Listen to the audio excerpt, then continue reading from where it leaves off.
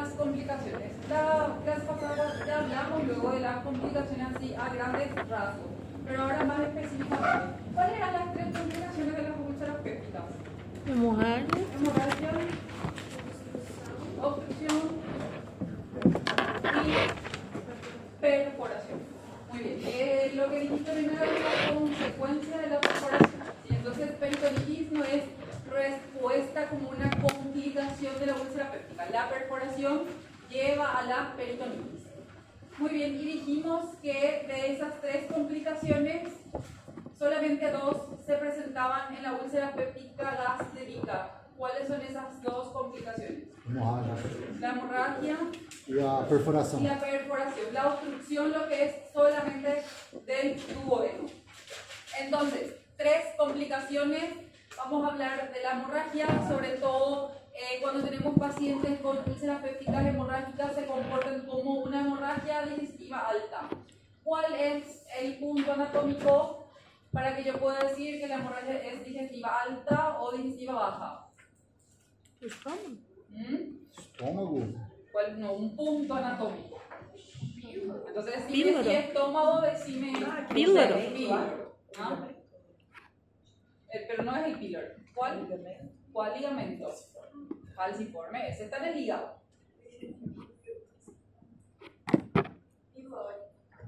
Un poquito más abajo. ¿Qué? ¿Qué cosa duodenal? Ligamento duodenal. No, legalmente no existe. La tercera porción del duodeno. Realmente hay un ligamento entre la tercera y la cuarta porción del duodeno, que hace ahí el sostén del duodeno a la pared.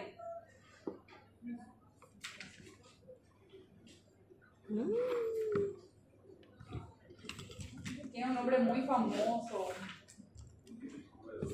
O tiene un epónimo, entonces, que la cuarta porción hace para convertirse en una hace una flexura. ¿Se llama flexura? El duodeno. è digiuno duodenal. ¿Y qué se convierte? Cólica. Flexura duodeno-yeyunal. Entonces el ligamento de la flexura duodeno-yeyunal o la flexura duodeno-yeyunal, todo lo que sea por arriba de la flexura duodeno-yeyunal, hemorragia digestiva alta. Todo lo que sea por debajo de la flexura duodeno-yeyunal, hemorragia digestiva baja. Y la respuesta es el ligamento de Treitz. ¿Se recuerdan? El ligamento de Treitz está fijando al duodeno justo en su flexura, ¿sí? Entonces no importa. Puede ser respuesta la flexura duodeno-yeyunal o puede ser como respuesta el ángulo de Treitz o el ligamento de Treitz. ¿Estamos? Exactamente. Muy bien. Ya googleo rápidamente. Entonces, las hemorragias por úlceras pépticas se clasifican en hemorragias digestivas altas. El síntoma o la clínica predominante, la manifestación clínica predominante que refiere el paciente es la hematemesis. ¿Qué es la hematemesis? Vómitos de sangre. Tiene que ser rojos, rutilantes. ¿Sí? La mayoría de las hemorragias no debidas a varices son el 70% de las hemorragias digestivas altas. Quiere decir que todos pacientes con úlcera péptica y que sangra equivalen al 70% de los pacientes. Si no tiene úlcera péptica y el paciente sangró, probablemente sea un paciente con varices esofágicas con una hipertensión portal por cirrosis. Entonces, generalmente tenemos que hacer esos dos diagnósticos diferenciales. O es una hemorragia digestiva alta por una úlcera péptica o es una hemorragia digestiva alta por varices esofágicas.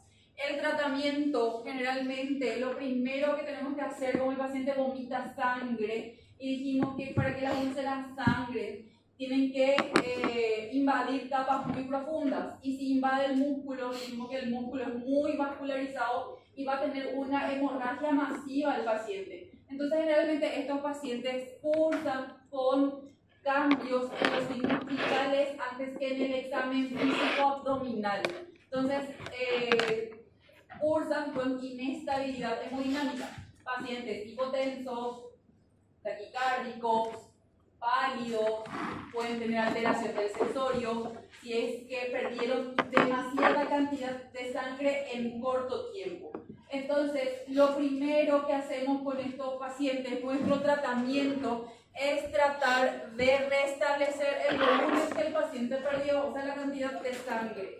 Entonces, si el paciente vomitó sangre, ¿qué es lo que ustedes tienen que hacer? Reponerle al paciente la sangre que perdió.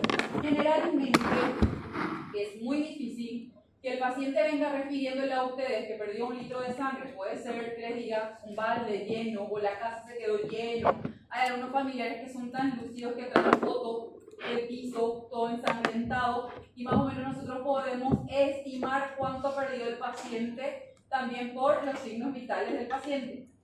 Entonces, yo tengo que empezar a pedir sangre para hacer este restablecimiento, pero la sangre siempre está fría y algunos componentes hemáticos en el banco de sangre están congelados.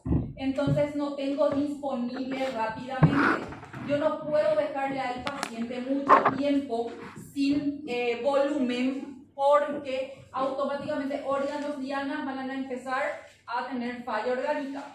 El primero que empieza a fallar es el riñón por el déficit de volumen. Entonces hace una insuficiencia renal aguda por hipovolemia. Entonces, mientras que esperamos que nuestra sangre se caliente, que el resto de los componentes hemáticos se descongelen y estén calentitos, porque no puedo pasarle frío al paciente, entonces lo que hacemos es un restablecimiento del volumen con líquido, con suero. Utilizamos solución fisiológica o podemos utilizar también el Ringer lactato. Siempre va a depender del tipo de paciente. Actualmente utilizamos más el Ringer lactato como reposición de la volemia antes que el suero fisiológico. Porque si hacemos con suero fisiológico podemos tener una acidosis hiperclorémica, que era lo que habíamos hablado el semestre pasado. Entonces, si no tienen o no saben manejar los electrolitos del paciente, háganle suero fisiológico porque el suero fisiológico es el más parecido al plasma del paciente. Entonces, luego de iniciar la reposición volémica con líquidos fisiológico o Ringer lactato, de preferencia tienen que ser tibios. Si no tienen tiempo para enfriar, por lo menos le hacen a temperatura ambiente y se empieza siempre con 1 litro y no más que 1 litro. ¿Por qué? Porque el paciente no necesita líquido, no necesita suero, necesita sangre. Ese 1 litro es mientras que venga la sangre para ustedes o ustedes puedan calentar porque generalmente se hace a baño María. Entonces, mientras ustedes necesitan tiempo, su paciente no se puede quedar con 60-40 de presión o con 90-60 de presión porque va a ser una insuficiencia renal aguda, ustedes hacen el restablecimiento con líquidos. Para hacer el restablecimiento con líquidos, ustedes necesitan una vía venosa calibrosa. O sea, tiene que ser grande el calibre de la vía en la vena del paciente. Entonces utilizamos los punzocap números 14, 16 y 18. ¿Estamos? 20, 22, 24 es en parapediatría, no se utiliza en adultos.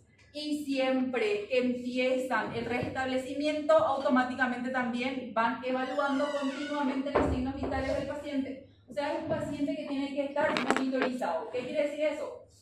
Electrodos, medir la frecuencia cardíaca, el manómetro, conectar al monitor y el monitor tiene que medirme la presión arterial cada 2 minutos, cada 3 minutos, cada 5 minutos y aparte de eso el saturómetro, porque si el paciente está hipovolémico y sangró, quiere decir que no va a tener hemoglobina para transportar el oxígeno, entonces va a haber nomás nuevos cambios también en la saturación del paciente. El diagnóstico se hace con endoscopía digestiva alta. La endoscopía tiene que ser realizada dentro de las 24 horas del evento del paciente. ¿Qué pasa si se hace después? No pasa nada. Hacemos el diagnóstico igual, pero probablemente no vamos a utilizar la endoscopía como parte del tratamiento. La ventaja de la endoscopía, habíamos hablado en la clase pasada, es que aparte de decirnos dónde está la lesión y de la toma de biopsia que dice el doctor con su mano, también nos ayuda al tratamiento de las complicaciones. Y una de esas complicaciones es la hemorragia. Entonces, por la endoscopía, lo que nosotros vamos a hacer es clasificar mi hemorragia. Para eso, Forrest hizo una clasificación según el estigma del sangrado. Los dos cuadros son iguales, con la diferencia que en el segundo cuadro nos habla de la posibilidad o el riesgo que tiene el paciente de una recidiva. ¿Qué quiere decir eso? Miramos, vemos la hemorragia, podemos hacer el tratamiento de la endoscopía, pero ese paciente puede tener una alta chance de volver a sangrar en un segundo tiempo. Entonces, en la clasificación de Forrest tenemos, si en la endoscopía vemos a chorro que está sangrando, quiere decir que es una sangre arterial, y eso es un Forrest grado 1A. Si no es pulsátil, pero vemos cómo se derrama la sangre, trata de limpiar, de mandar suero, el endoscopista, y vuelve a salir la sangre, no es a chorro, pero se derrama constantemente, es un sangrado en napa. Quiere decir que es un sangrado venoso, es un sangrado activo, quiere decir que está sangrando, pero no es nomás a chorro, que es arterial. Eso es un Forrest grado 1. Luego tenemos el Forrest 2A, que cuando el endoscopista consigue ver en la mucosa el calibre del vaso sanguíneo, pero no hay un estigma de sangrado activo, de chorro ni en napa. Luego tenemos el Forrest 2B, cuando vemos un coágulo adherente, generalmente es bien sobrelevado y es todavía de una coloración granate, ¿sí? No es rojo rutilante y tampoco es de coloración negruzca. Luego tenemos el Forrest 2C, que es una úlcera, hay una depresión, hay una invaginación en la mucosa, sea del estómago o del duodeno, y en esa invaginación vamos a encontrar un coágulo, pero ese coágulo ya es como si fuera la cascarita cuando ustedes se escorian y sangra, ¿sí? Ya prácticamente se formó un tapón firme. Entonces tiene una coloración negruzca, que ya es también propio de la degradación de la hemoglobina, del coágulo. Entonces se ve con un punto negro y eso es un Forrest 2C. Luego tenemos el grado 3, cuando vemos la úlcera, pero vemos la úlcera y ya sin ningún estigma de sangre, ya no hay ningún coágulo, la úlcera está súper limpia. Cuando vemos estos tipos de Forrest 3, cuando el paciente pasó más de 24 horas para hacerse el estudio de endoscopía. Generalmente el doctor Chaparro siempre suele preguntar capciosamente dentro de los ECOE, sobre todo, cuánto es el tiempo después de un episodio de hematemesis o de un episodio de hemorragia digestiva alta, el estudio de endoscopía, y se tiene que hacer el paciente o sí a las 24 horas. Porque si no se hace dentro de las 24 horas, probablemente, aparte de que no le vamos a hacer ningún tratamiento al paciente, ya veamos solamente el lecho ulceroso, ya sin estigma de sangrado, y no vamos a poder decir que fue la úlcera lo que le causó la hemorragia al paciente. Y automáticamente entramos en un círculo vicioso porque tenemos que seguir buscando dónde el paciente sangró. El tratamiento, cuando estamos ante una hemorragia, aparte de hacerle los inhibidores de protones que habíamos hablado en la clase pasada, el sulfato, los antiácidos y los inhibidores de bomba de protones, el omeprazol, el pantoprazol, como el paciente está sangrando, por más que yo le haga la reposición volémica, le pase sangre, le pase suero al paciente, tengo que entrar a parar ese sangrado. La ventaja de la endoscopía, entonces, vemos dónde está la lesión y automáticamente hacemos el tratamiento. Dentro del tratamiento tenemos la opción de la ligadura con banda de caucho. La ligadura con banda de caucho es una gomita súper resistente, poco elástica, es como la gomita de los brackets, pero mucho más anchita y mucho más resistente. Entonces, cuando el endoscopista entra, es mucho más fácil si hay un sangrado activo, porque donde está el sangrado, coloca la gomita alrededor y con eso consigue parar el sangrado. Cuando es un sangrado en napa, generalmente es un poquito más difícil, y cuando es un vaso bien visible, mucho más fácil, ¿sí? En el diámetro del vaso, le tira la bandita, consigue darle a todo el diámetro del vaso sanguíneo, y con eso ya no hay casi posibilidad de recidiva de la hemorragia. Sangrado en napa es como que cuando abrís la canilla, gotea y se va, pero no es hacia presión. Entonces, sangra, se va por É como se fosse sangrado venoso? Es un sangrado venoso. Sí, o sea, creo que dije lo que es un sangrado venoso, no arterial. El arterial es un sangrado activo, pero hacia chorro. Vos ves cómo se expulsa la sangre en todo el estómago, en todo el duodeno. Entras con el endoscopio y rápidamente tu endoscopio ya se moja todo de sangre, ya no ves nada, tienes que quitar tu endoscopio, lavar tu endoscopio, entrar de a poquito otra vez para que la sangre parece, ¿cómo te iba a decir? La fuente de afuera. Y cuando no es así, que despacito se va la sangre, es el napa. ¿Sí? Bueno, no sé por qué me vino lo del shopping. Bueno, me tengo que ir a hacer compras. Bueno.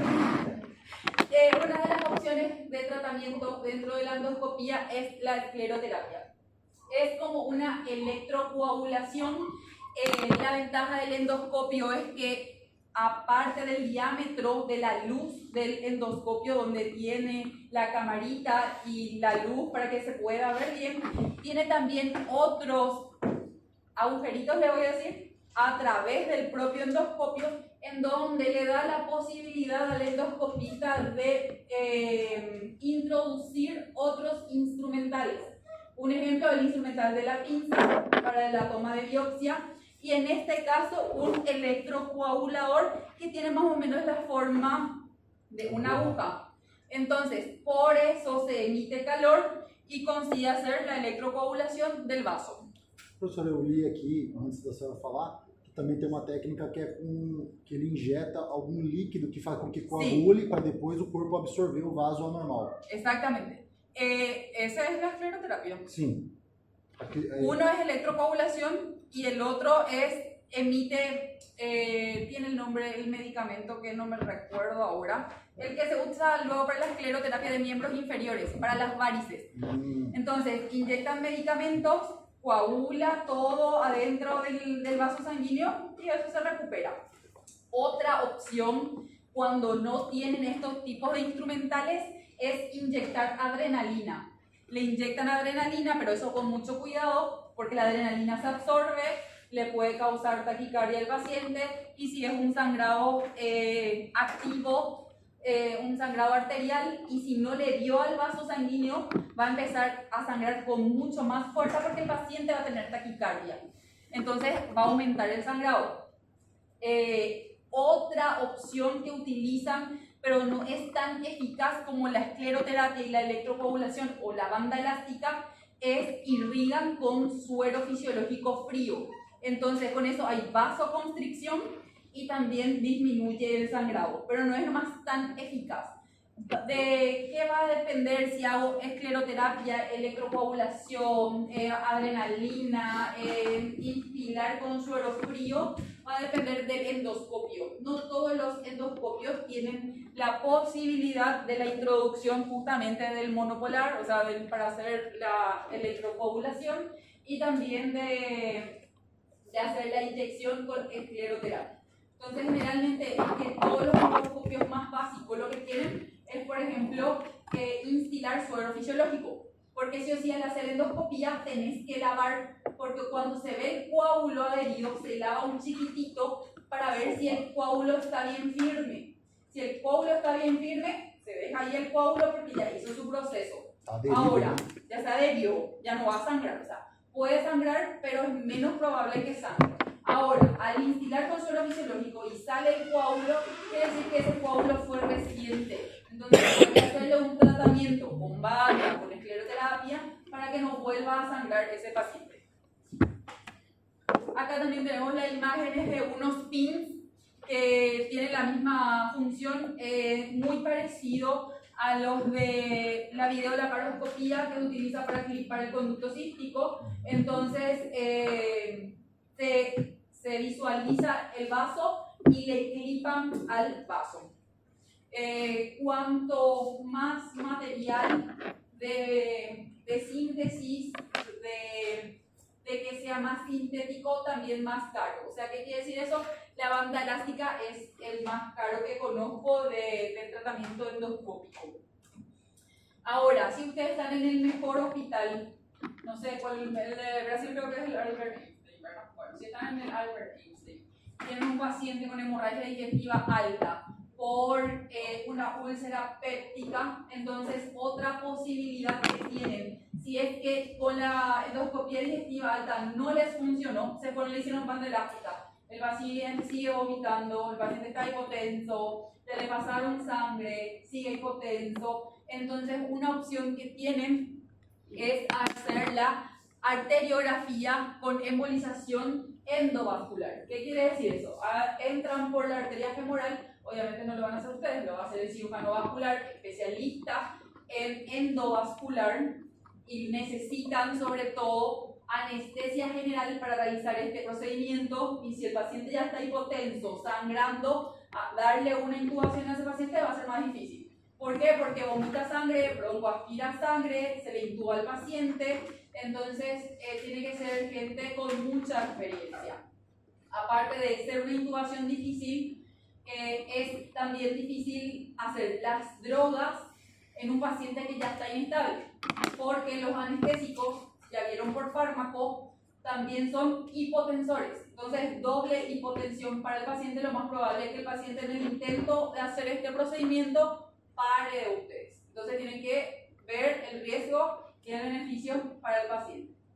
Entonces, ingresan por arteria femoral, se mete una guía metálica, se van contrastando, se le manda contraste al paciente a través de unos catéteres, y los vasculares van dirigiendo el catéter, la guía metálica junto con el catéter a medida que van visualizando las arterias en el arco en C. Entonces mandan contraste, estoy en la guía acá, y continúan. Mandan contraste, ya estoy en acá. Y así sucesivamente. Ellos van dirigiendo el catéter, van dirigiendo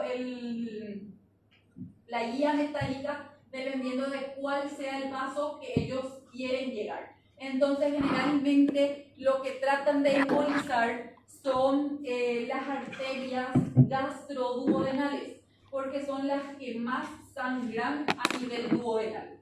Las gástricas generalmente son más fáciles por los tratamientos endoscópicos y factibles, o sea, se hace tratamiento y generalmente para el sangrado. Ahora, si no paran el sangrado de las gástricas, ya siempre optamos por un tratamiento quirúrgico.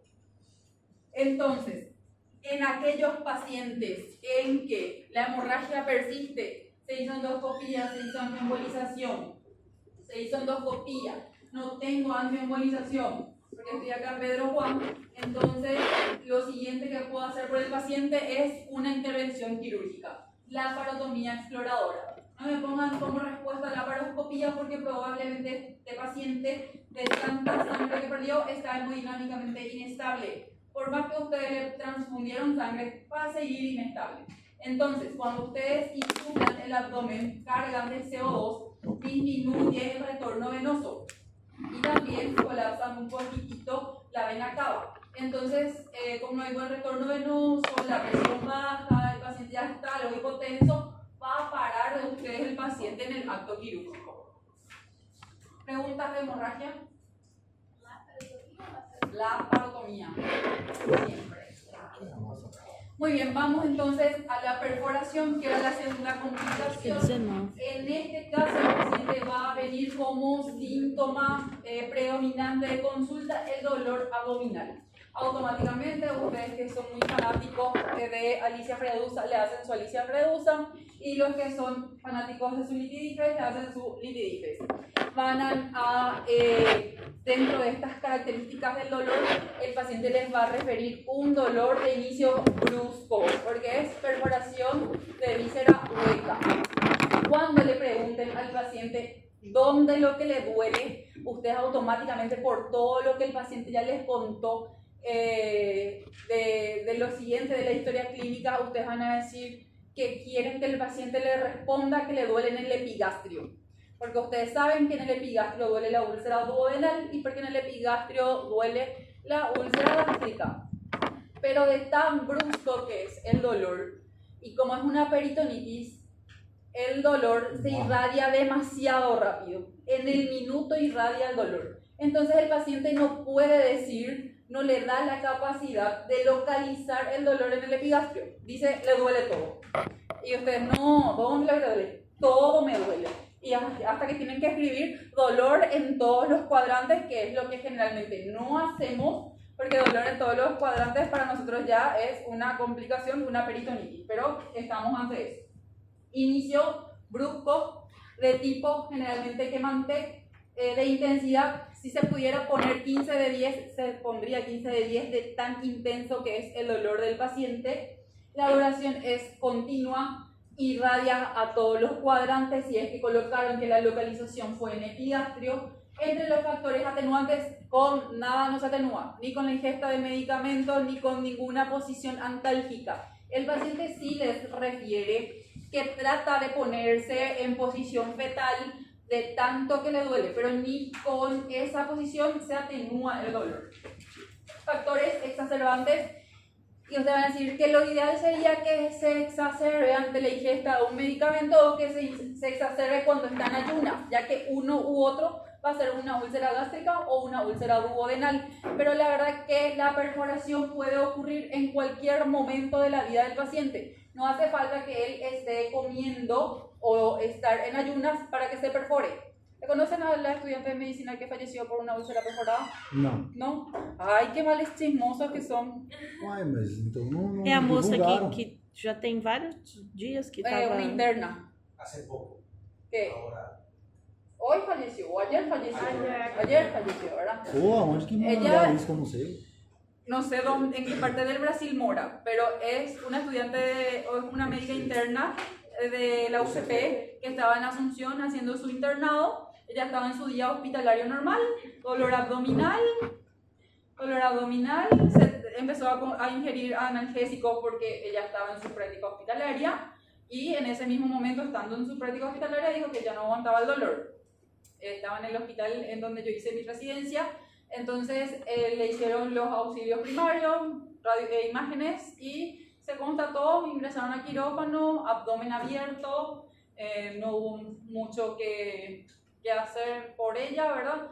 Unidad de cuidados intensivos, hace 15 días que estaba en la unidad de cuidados intensivos, varios, reintervención quirúrgica, y falleció el día de ayer.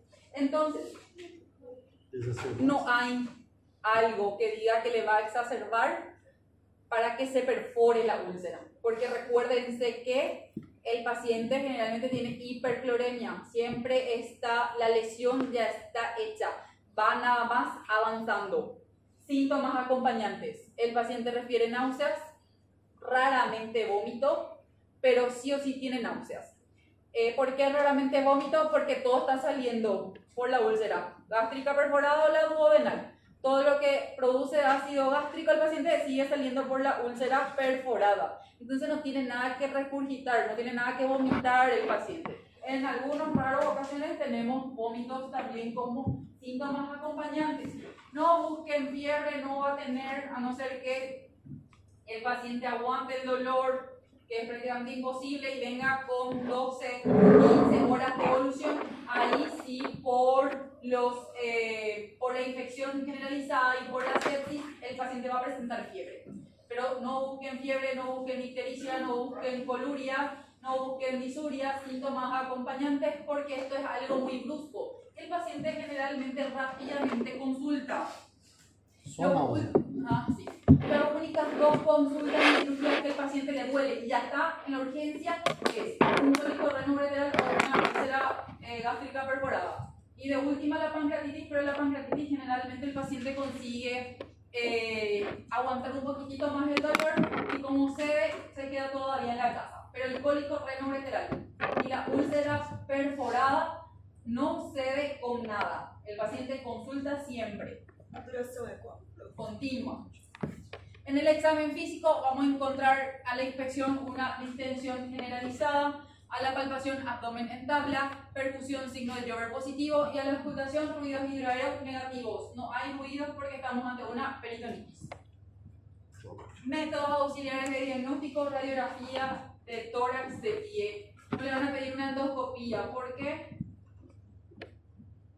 ¿Por qué no me van a pedir una endoscopía para ver si es una úlcera?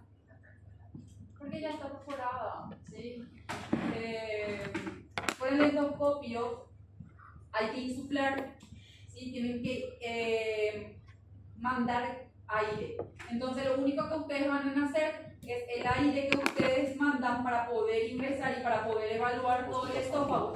Porque la endoscopía empieza en la boca, se evalúa la boca, el esófago, el estómago. Entonces todo el aire que ustedes van a mandar va a estar fugando por la úlcera perforada. Van a aumentar la presión intraabdominal del paciente y obviamente va a colapsar de ustedes el órgano que van a querer evaluar porque hay fuga de aire.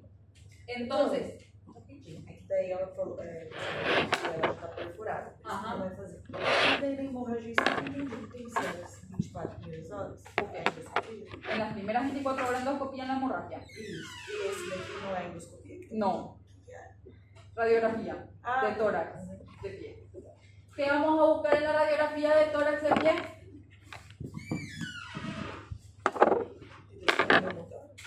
Neumotórax es en el tórax.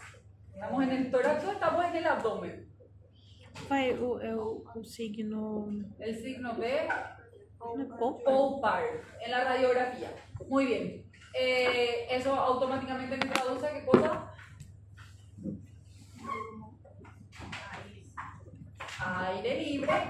Aire libre en la cavidad abdominal se llama neumoperitoneo. Entonces, vamos a, esta imagen es de un paciente real, como pueden ver es del hospital regional, gracias a Dios no sé el nombre. Lo que vamos a buscar en la radiografía de tórax, el diafragma, aire que me va a separar el diafragma del hígado, ¿sí? Una imagen bien didáctica. El tórax, ambos normales, y acá también vemos un chiquitito de aire, también ya del lado izquierdo. Esto es el aire dentro del colon, esto es el diafragma, aire, colon. Diafragma, aire, hígado, ¿sí? A la perfusión, la desaparición de la matidez hepática se denomina signo de el tratamiento para este paciente generalmente, como la úlcera se formó en la mucosa, hubo una cicatrización de ese epitelio, siguió avanzando, llegó a la submucosa, llegó a la muscular. En cada etapa que iba pasando, iba habiendo un proceso plástico, un proceso fibrótico, iba haciendo la cicatrización, pero lamentablemente se perforó. Entonces, el paciente no sangra tanto como sangra la úlcera péptica por hemorragia. Entonces, estos pacientes generalmente cursan con hemodinamia estable. Entonces, podemos tener la opción de la laparoscopía y ante la hemodinamia inestable o ante la falta del equipo de video, laparotomía. Ya habíamos, creo, hablado en la clase pasada de las técnicas quirúrgicas, lo vuelvo a repetir si es que no les dije. Si tenemos una úlcera gástrica, como el estómago se distiende, como el estómago es un reservorio y no hay posibilidad de estenosis, entonces yo tengo que, donde está la perforación, donde está el diámetro de la úlcera, yo tengo que cortar a más. Eso se llama reavivamiento de bordes, porque porque le voy a quitar a más de alrededor de la úlcera para mandar a biopsia, porque dijimos que la úlcera gástrica generalmente pueden cursar con neoformaciones, o sea, puede volverse un cáncer gástrico. Luego de que reavivé los bordes, corté los bordes de la úlcera y empieza a sangrar, porque tiene que sangrar para que pueda andar, para que pueda funcionar la sutura, la rafia. Si no sangra, tienen que seguir cortando hasta que sangre.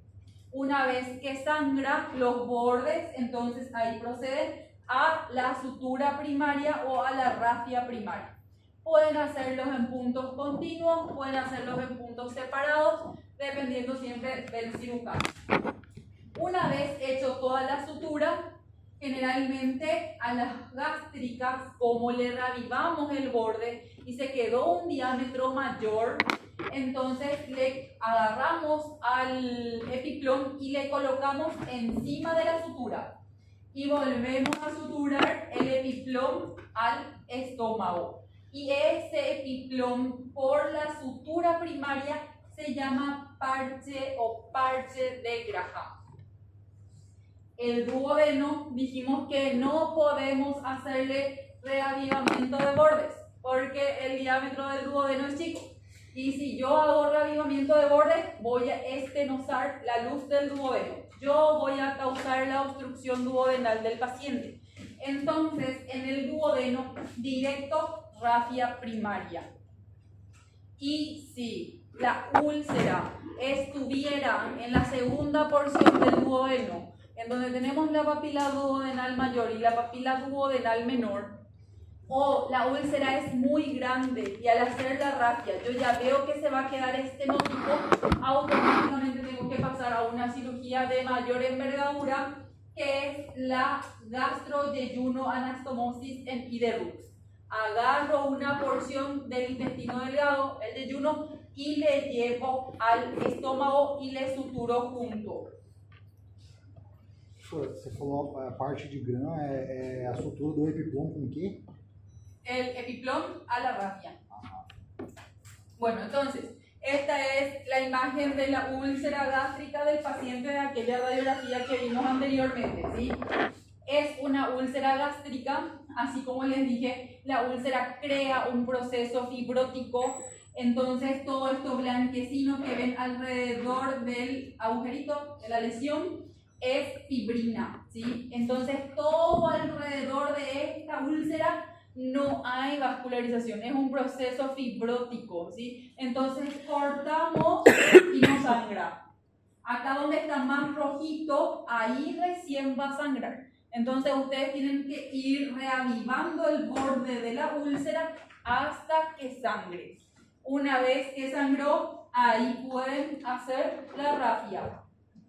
Una vez hecha la rafia, acá no sé si le ven al epiplom, traen el epiplom y le colocan encima de la sutura y vuelven a darle un puntito, 2 puntitos, 3 puntitos al epiplom en el lugar donde hicieron la rafia. Eso se llama parche de Graham.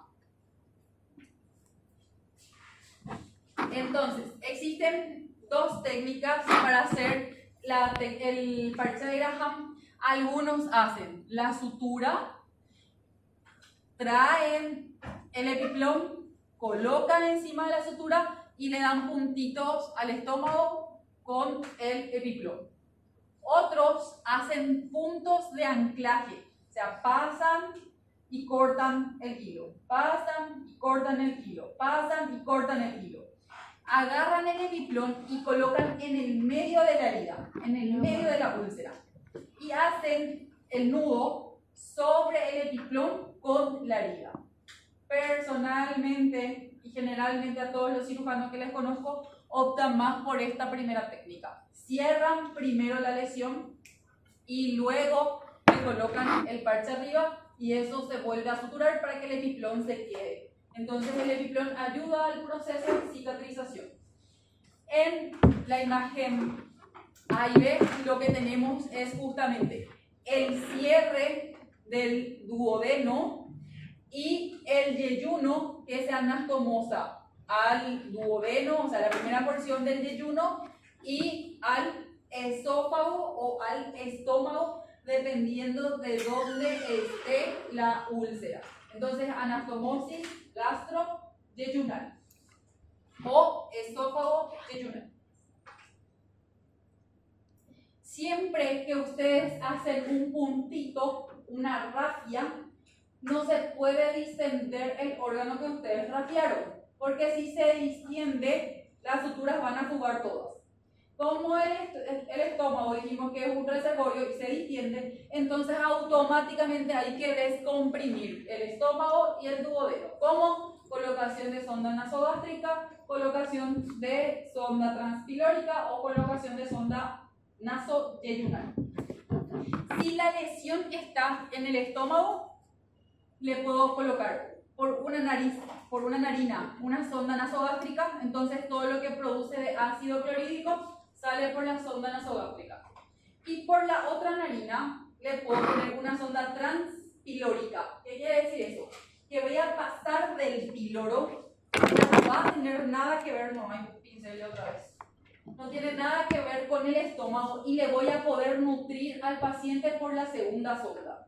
Hasta que pueda decir que pueda retirarle la sonda nasogástrica y mandarle comida directamente al estómago.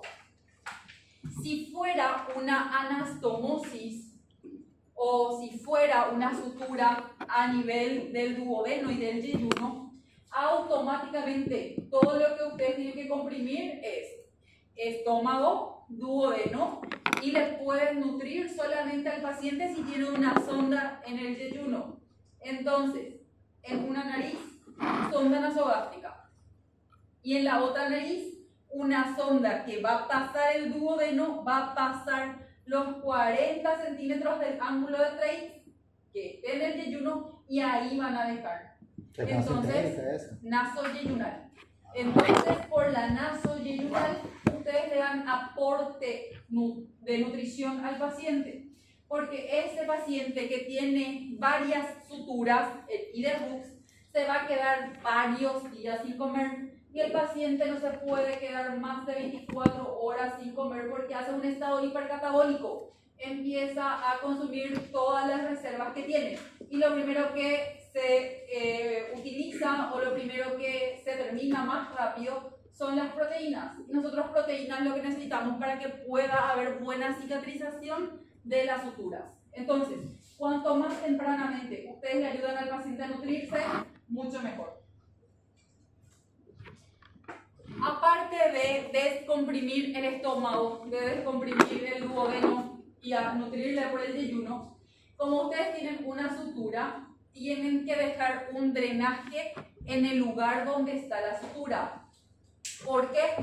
Porque ¿cómo van a saber que la sutura no funcionó, que hubo dehiscencia de sutura, si no dejaron drenaje?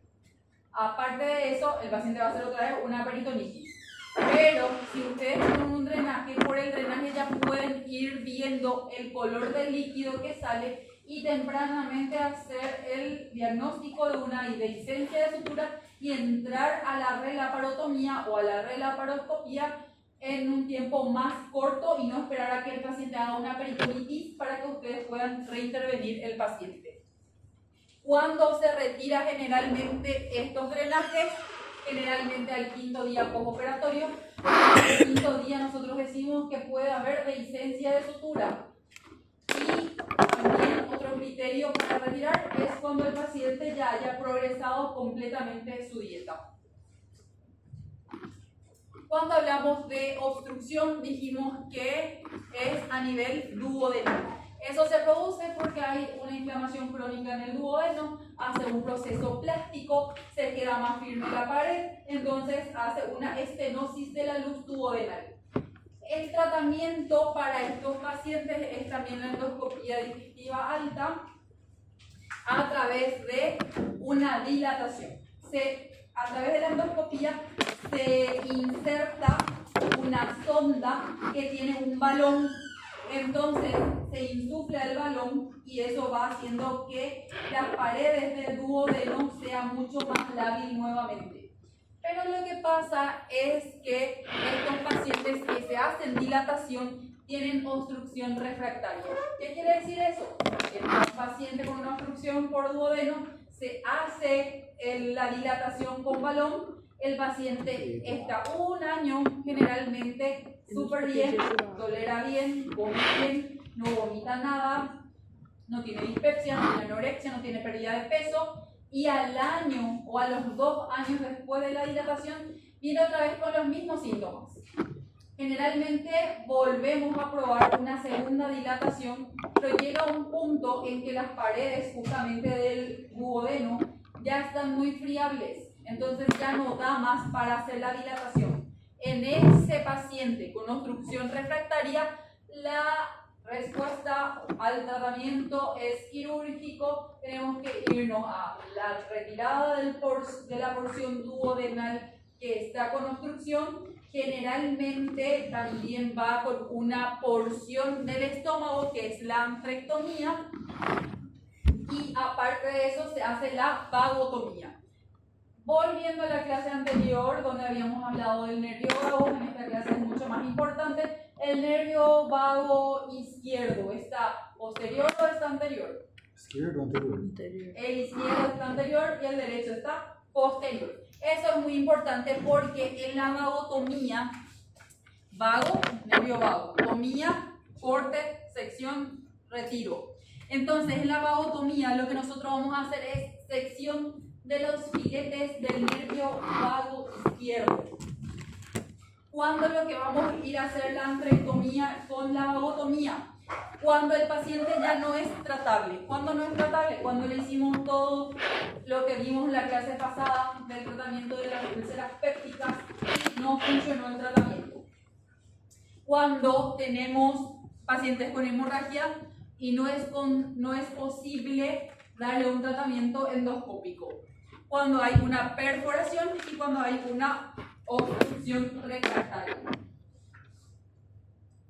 Los que son por úlcera péptica intratable, se habla generalmente de aquellos pacientes que hicimos todo el tratamiento y después de las 8 a 12 semanas reevaluamos el paciente y el paciente no tuvo ninguna mejoría en su cuadro clínico. Entonces ese es el paciente que nos vamos también a la antrectomía y a la vagotomía.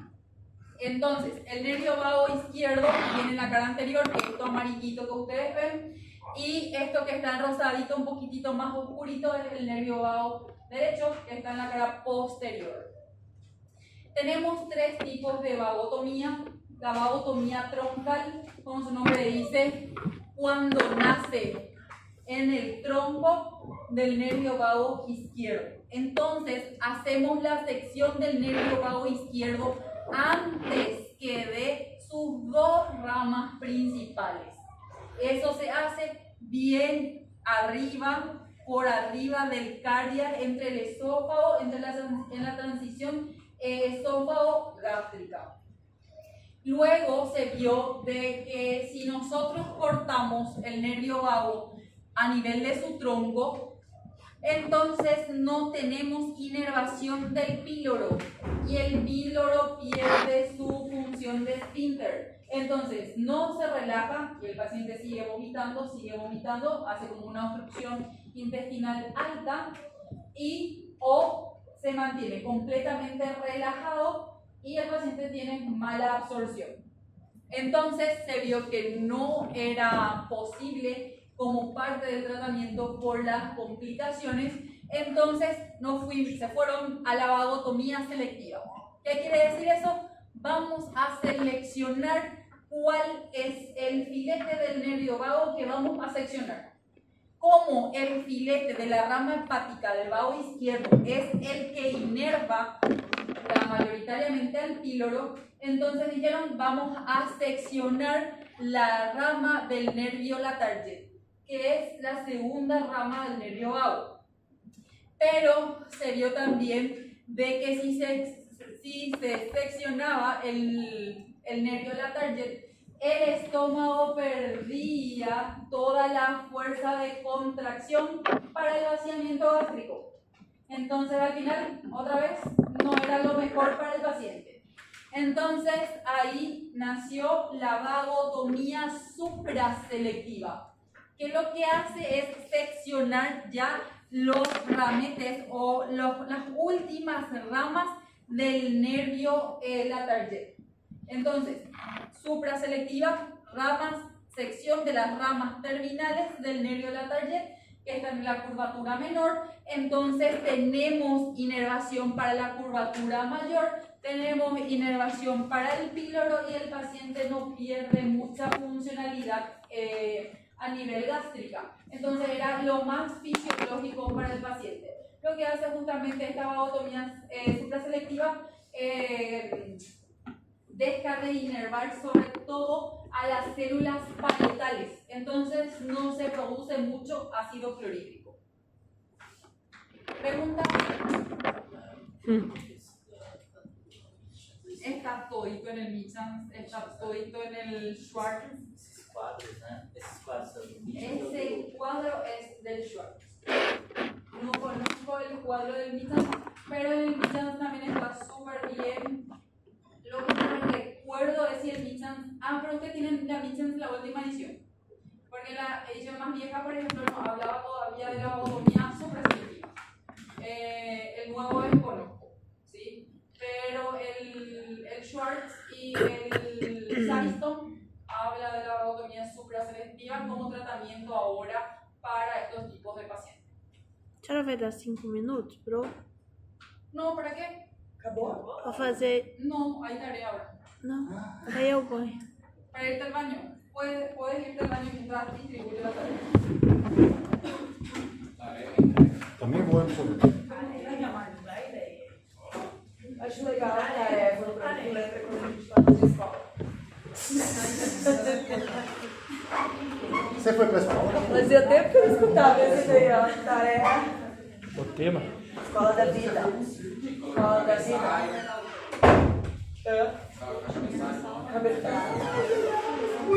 Pedro Boa Cavaleiro. Dois outros.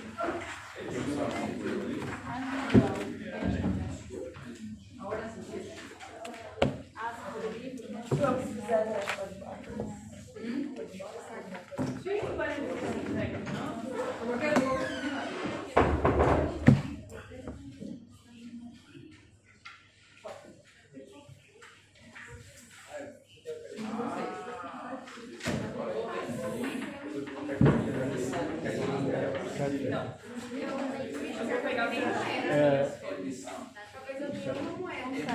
doutor, são 7. 1, 2, 3.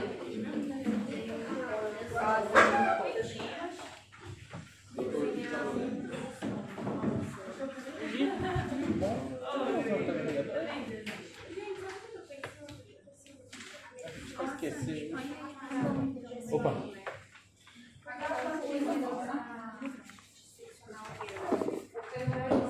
Muito obrigado.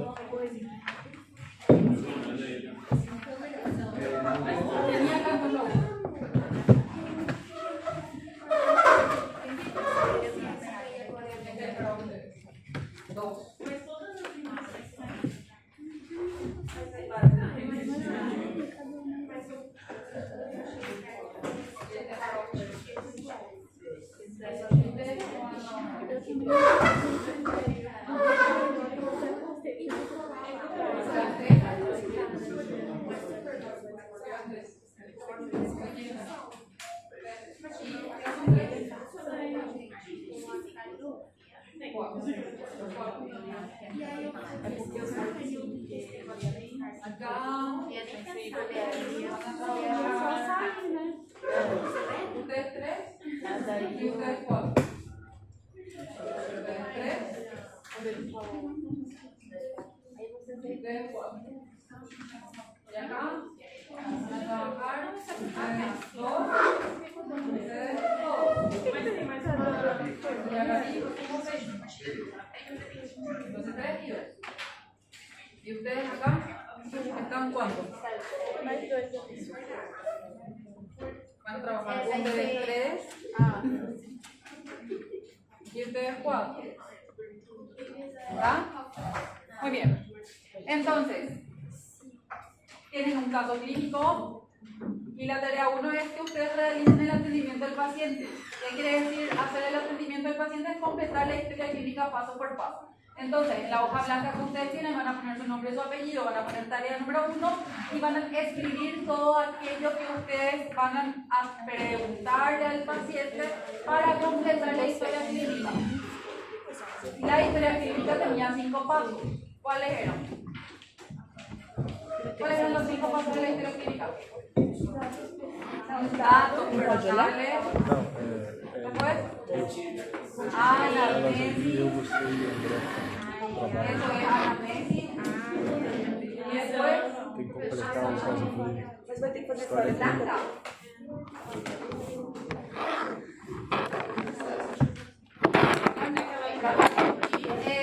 Y después, ectoscopía, examen físico. Bueno, hasta ahí.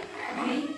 Cuando escriban todo eso me avisan y yo le doy la respuesta de esas cosas que ustedes preguntaron. Mas Ahí ustedes van a ver si lo que preguntaron más o menos se acerca a esa respuesta, quiere decir que preguntaron todo bien. Si preguntaron nada más, y bueno, probablemente esté bien. Ahora, si no preguntaron esa respuesta que les voy a entregar, quiere decir que les faltó datos importantes en la historia clínica de su paciente. ¿Estamos? Cuando yo les dé esos resultados, ahí van a poder hacer la segunda tarea, que es realice paso por paso la conducta que seguir con el paciente. La conducta con el paciente me van a dividir en 3 conductas. Si le van a mandar de alta a su paciente a su casa, si le van a dejar en observación al paciente por 6 horas para que le puedan estudiar, y después van a decidir si le internan o si le mandan de alta, o si el paciente ya tiene algún criterio y optan por la internación directa del paciente. Cualquiera de los 3 que elijan. Si se va de alta, tienen que escribir con qué le mandan de alta al paciente. Si le dejan en observación, tienen que escribir qué le van a hacer el paciente durante su observación para terminar sus estudios. Si van a hacer algún analgésico, si está con dolor, si le van a hacer, qué sé yo, alguna vía periférica, si le van a hacer una hidratación. Eso es parte de la conducta del paciente. Si le van a internar, la misma cosa. ¿Qué van a hacerle al paciente durante su internación? Una vez que escriban todo, me avisan y yo les entrego probablemente algo más que les va a ayudar a llegar al diagnóstico etiológico y a proponer el mejor tratamiento para el paciente. Y van a escribir otra vez, dependiendo del caso de ustedes, dependiendo del diagnóstico etiológico, cuál va a ser el tratamiento dirigido. ¿Se entendió? É uma folha para cada ou cada tem que fazer a mesma coisa? Ustedes tienen que escribir cada uno, pero pueden debatir en conjunto las cosas.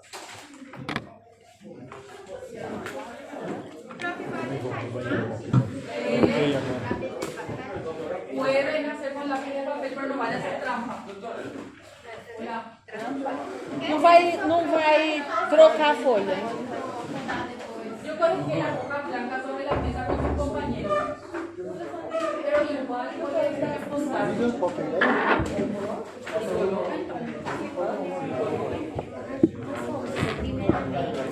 Entendi bem. Pra colocar o nome aqui, nós vamos fazer junto, mas separado. Tipo, fazer junto, mas cada um faz o seu. Aí é para realizar o atendimento ao paciente, complete a história clínica passo por passo. Tarefa.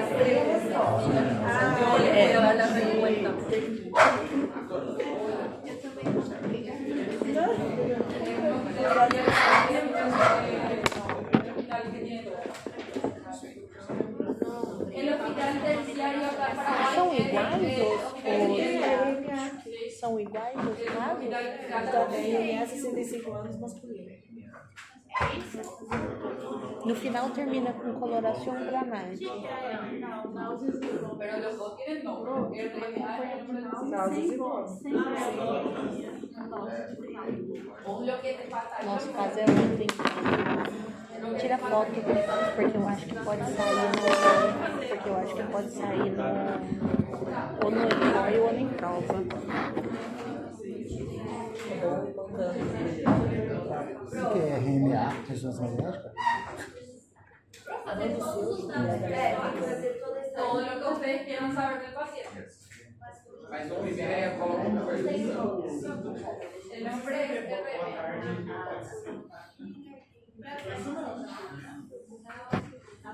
y por la vez que no hagas trampa, pues cuando te dé la respuesta ya ves, empiezas a agregar las cosas.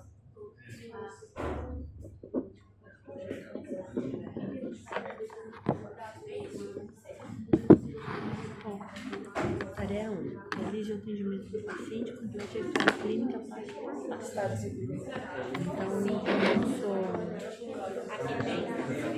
Então, aqui eu acho que a gente pode colocar o motivo de consulta, né?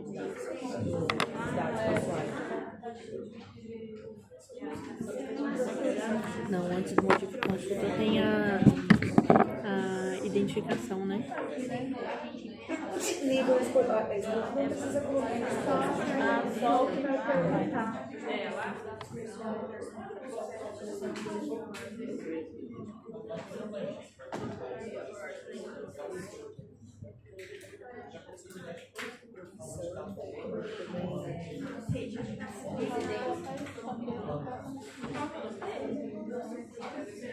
Com 65 anos, nós estamos em 24. Nível escolar, religião. Prof, o que é RMA? O nome do paciente. Dice, acude a su consulta RMA. Leila, Raimundo, Mario. Ah, tá, entendi. Características de Esse eu acho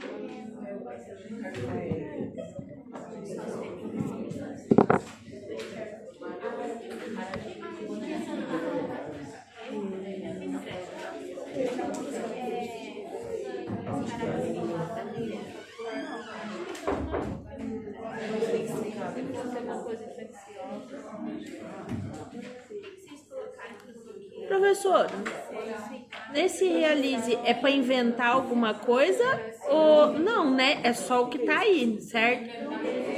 Não, tipo, é só com o que tá aí, é só com as informações que tá aí.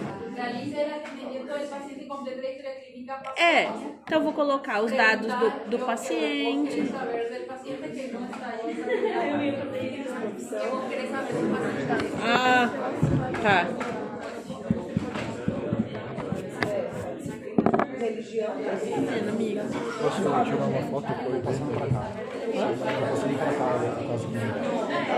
Você tirou foto? Peraí que ele quer tirar foto. Ah, quer colocar no grupo? Não, Vai tirar foto. tá fazendo. Tirei. Y sobre todo no pueden vender el nombre porque el nombre ya está ahí. Eso que no tem que vaya a Aí, ó.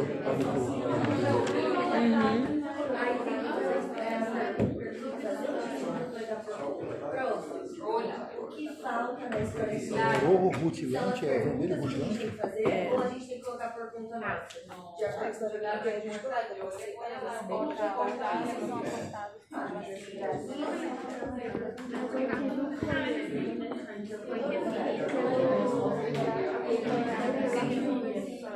Un ejemplo que voy a dar para que puedan entender ya que todos preguntan. Bueno, dice, usted es médico de guardia de un hospital terciario donde acude a su consulta RMA masculina de 65 años de edad. Ahí empieza a cambiar los cuadros. Uno es acompañado por la hija quien requiere cuadro de hematemesis, un ejemplo. Entonces dice, realiza el atendimiento del paciente, complete la historia clínica. Imaginen preguntarle otra vez al paciente cómo es tu nombre. Si ya dijo, No. mi nombre es RMA. Entonces lo que le van a preguntar es lo que les falta de esos datos que a ustedes les va a ayudar a llegar al diagnóstico. Hematemesia. Então, quando começou,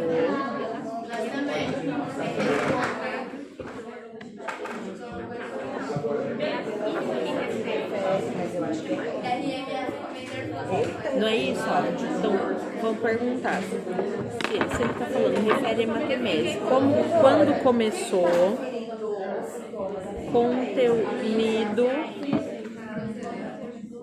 contenido do vômito, certo? Só só um pouco antes de começar, então colocar o motivo da consulta, que é vômito, pela ordem da história clínica. Também. Isso. Aí vem o AEA.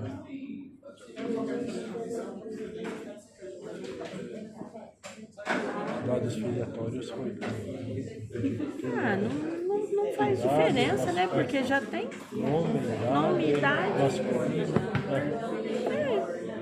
Acho que não faz diferença, né? Aí primeira parte é motivo de consulta. Então é fazer o AEA do vômito, certo? Então, motivo de consulta, hematemeses.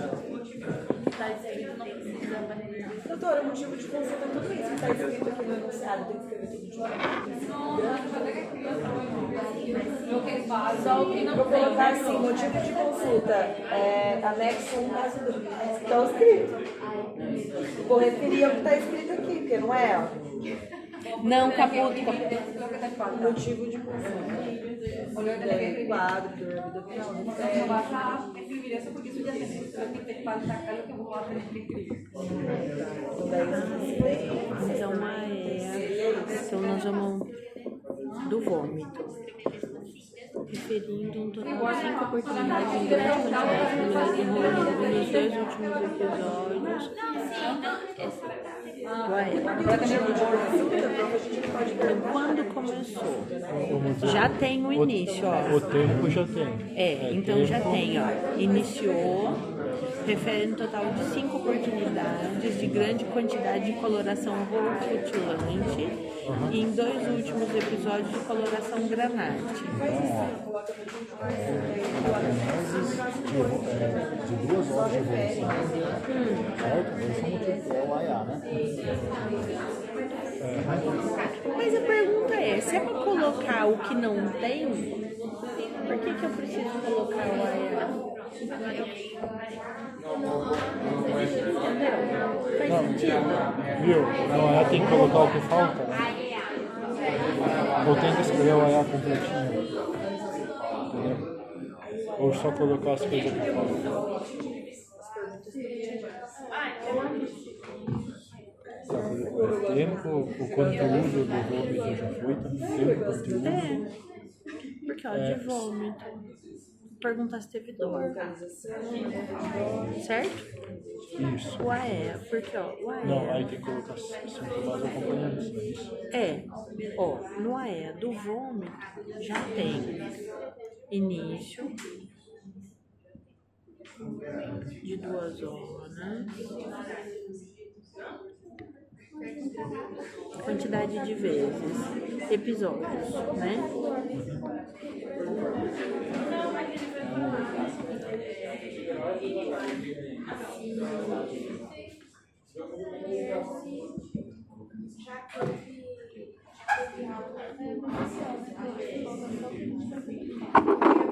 Foi isso que ela perguntou.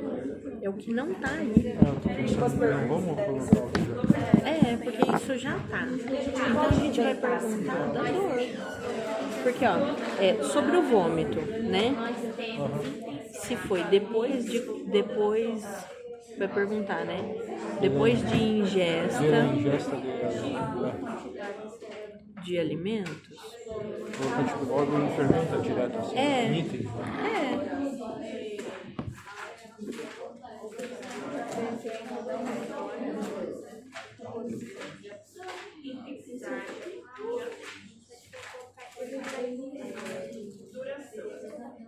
Então, outros sintomas, né?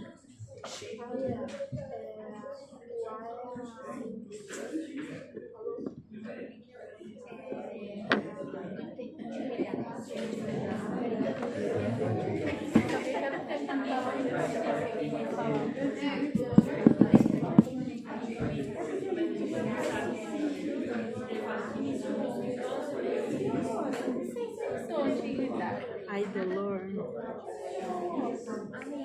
Tubo dolor. A dor. Sim, a dor. Não sei colocar assim.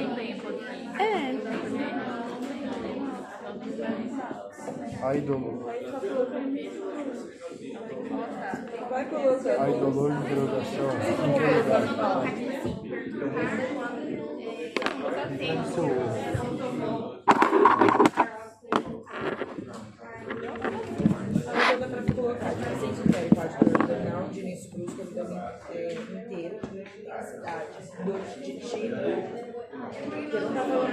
Aí você coloca de tipo, aí X, que tem já tem uma resposta X. Se você quiser fazer assim, ou então coloca no seu Como que você fez? Fazendo assim, ó, do AEA, do vômito, como falou, quando começou, o tipo de vômito, as oportunidades, primeiro que era routilante e 2 episódios de coloração granática. Eu perguntei, é depois da indigesta de alimentos, né? Aí eu perguntei de outros sintomas. Ai, dolor? Isso não é ainda. Se sim, então fazer o litidífes, certo?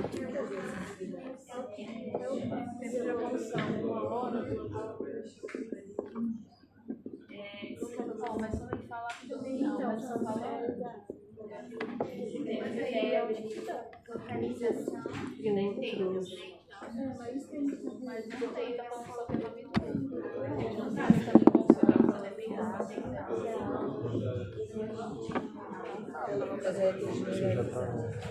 Não, é porque eu vou pra frente e vou pra trás, né? Ali dá pra colocar sempre, eu coloquei se o dolor será outro lugar.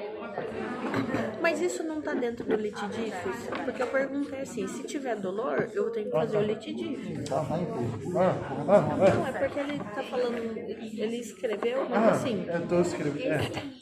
Aí a gente pode perguntar, tu, febre? Não, mas aí tem. Isso aí também tá no Ah, é porque é nos sintomas acompanhantes, eu acho que é isso aí mesmo. Porque do vômito era só se depois da ingesta de alimento e os sintomas, se tiver presente, para fazer o litidífes.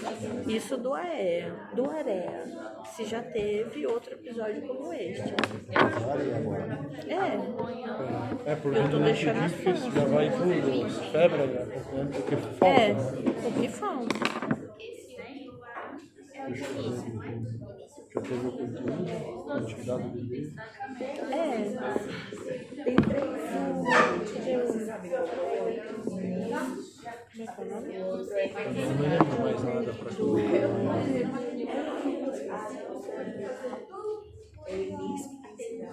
Dá para ir fora?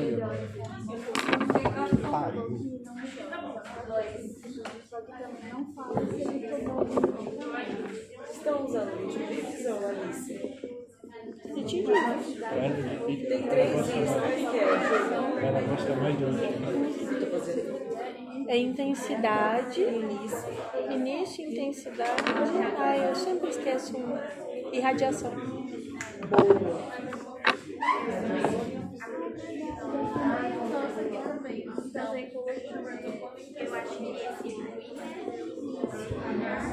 Agora usar PT,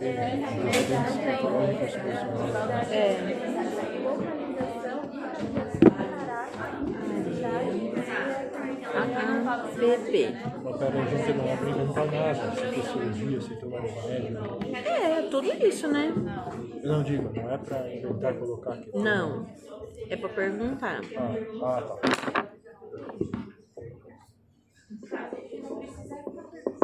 Cirurgia anterior, transfusão. Medicamento, cirurgia, alergia.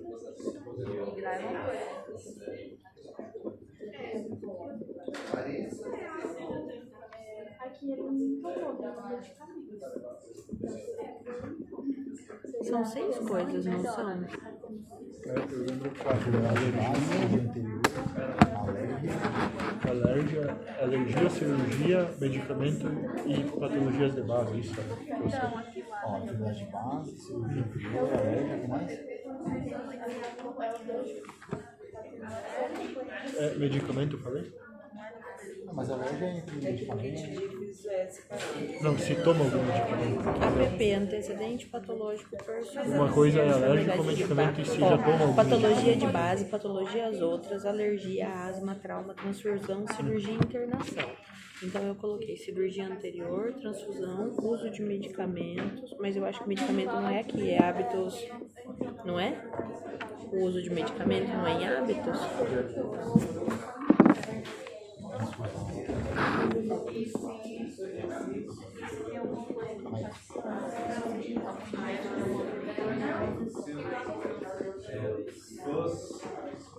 Mas ele melhora com essa posição de fixação?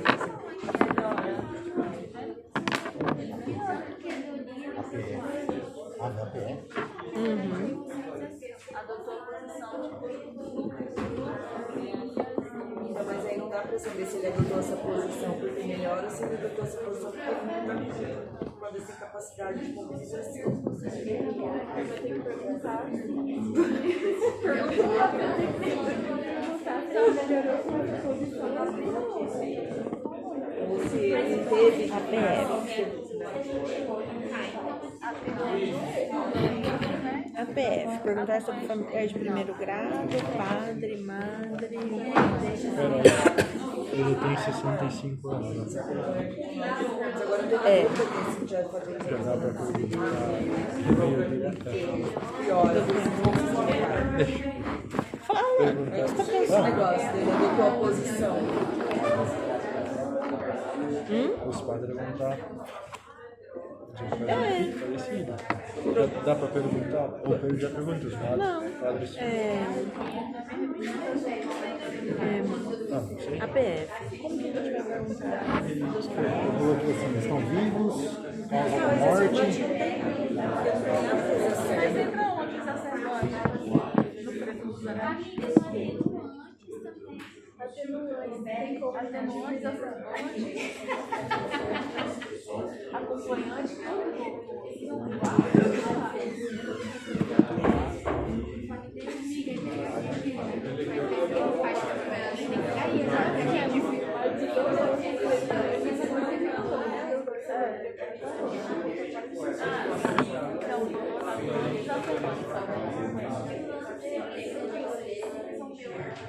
Vou perguntar se também tinha patologias.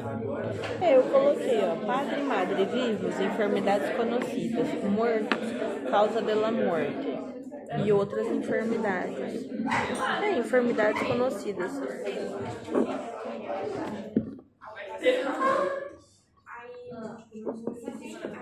O que mais?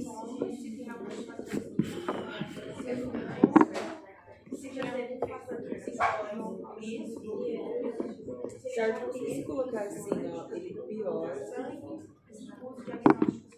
ao se mobilizar,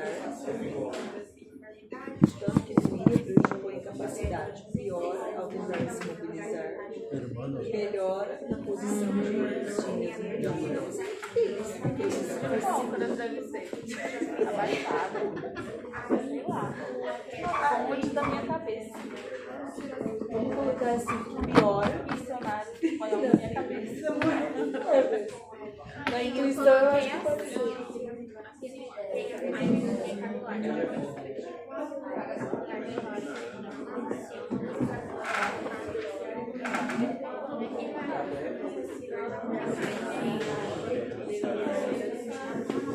Colocar que melhora nessa posição, piora no tentar se mobilizar.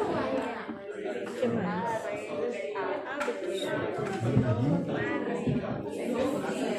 Vocês estão colocando no final histórico de câncer.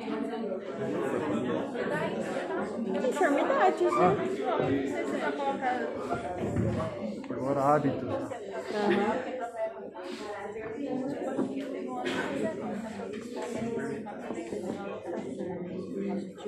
Eso es lo que querés saber. Apaga o que já tem que colocar.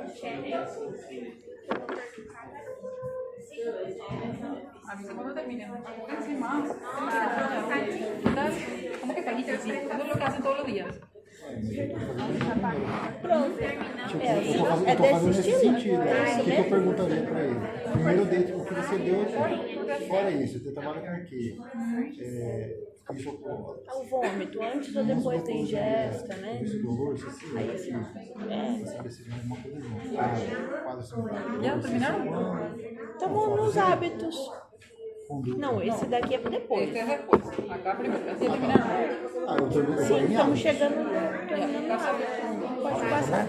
¿Qué? Até hábito, tá bom? No sé. Ahora con la respuesta a ver si está bien o te faltó cosa.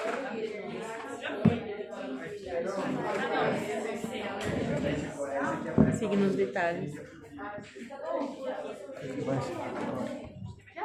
Religião, religião, estado civil, religião, profissão e educação. Então, aqui teria. Entendeu? Tem na parte Vamos colocar. Cirurgia anterior também,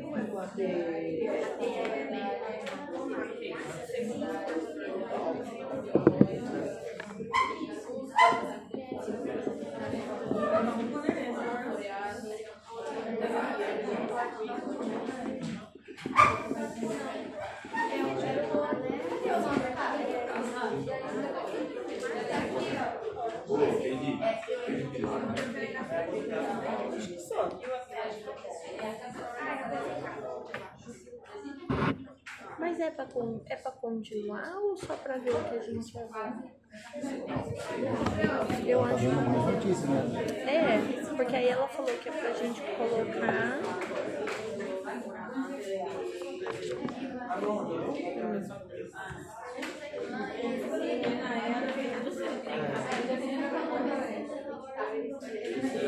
depois eu perdi Ah, Vitor, isso foi? Foi. Fica foto. Eu acho que facilita, né? A segunda parte dele, para fazer o realize o passo a passo do concurso. Depois do.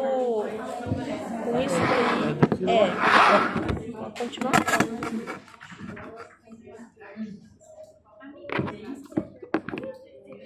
Enfermidade básica. Quatro. Enfermidade básica. Colocou onde?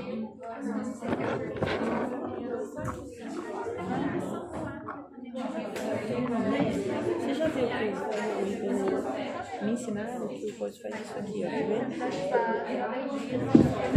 Deixa eu fazer uma coisa. Tem que colocar a endectoscopia última. Depois dos óbitos. se colocasse a família possuída. André, peraí, vou te dar um negócio. Eu coloquei esse aqui pra Mortes também. Vê se te ajuda. Morreu e de quê? Depois você fala tudo de obedece.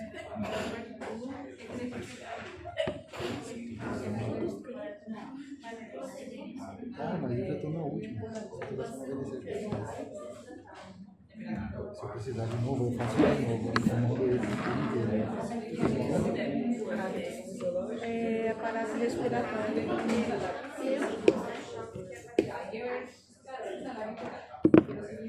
Tarefa 1, vamos para a parte da tarefa 2. E a voz?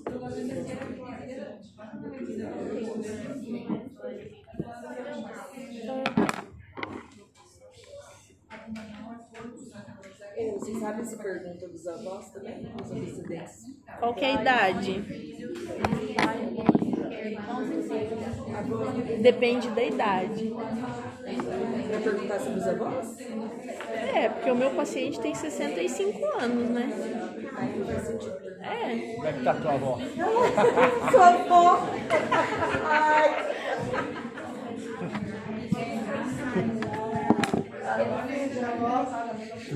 Eu tava. Eu tô no paraíso já.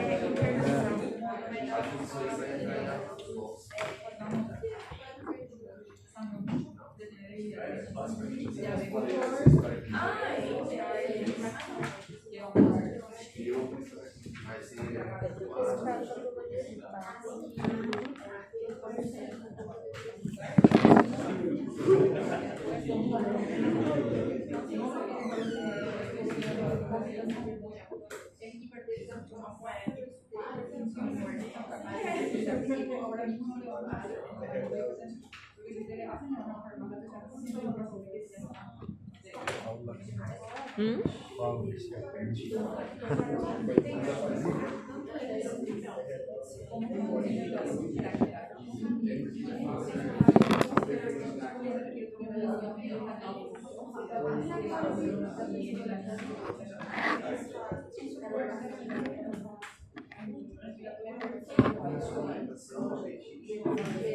Visão borrosa, então ele tem uma alteração de sensório já.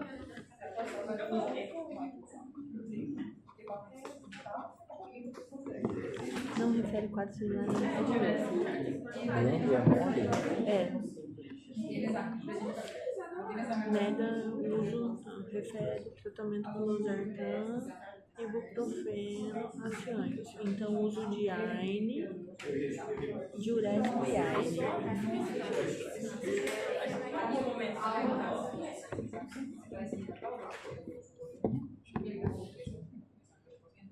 Signos vitais, então ele tá taquicárdico, Hipotenso? hipotenso,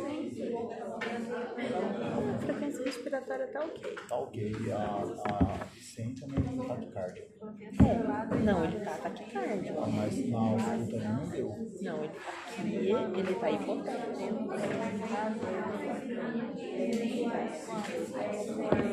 Você tá falando daqui. Taquicardia. Presença de taquicardia, sim, porque já tem a taquicardia lá em cima, né?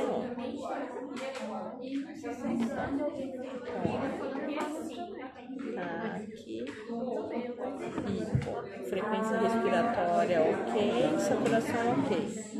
Normo fonético, sem sopro, sem galope, taquicardia, não se palpa pulso distalis, não se palpa pulso distal. Não se palpa? Não. E o rendeno capilar tá maior, então ele tá com maior que 2 segundos. Tá demorando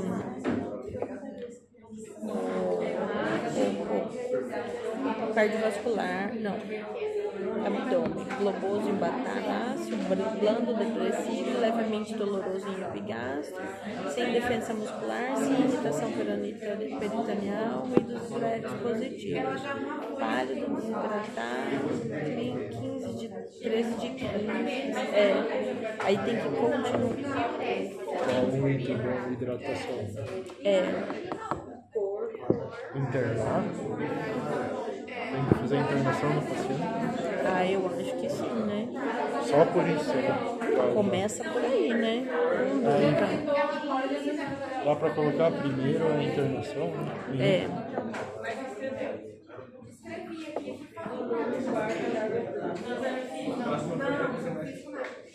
Internação. Eu pensaria no segundo, hidratação. Não, o primeiro passo é a hidratação, né? Internação, hidratação. Hidratação. 2. Nada bioral. Colocar diurese, daí alimentação, fome, Está intravenoso, hidratação. ingesta de água. No caso, né? Tá vomitando? Tá vomitando, né? Cara, tá tudo escrito lá. Já cola de máquina rápido. Começando.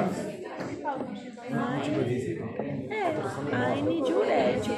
Ele tem alteração do sensório, mas tá aqui, ó, alteração do sensório. Hidratação intravenosa. Tá. Nada vioral.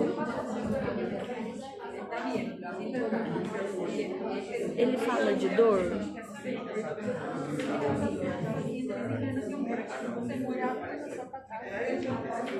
Não fala de dor, né?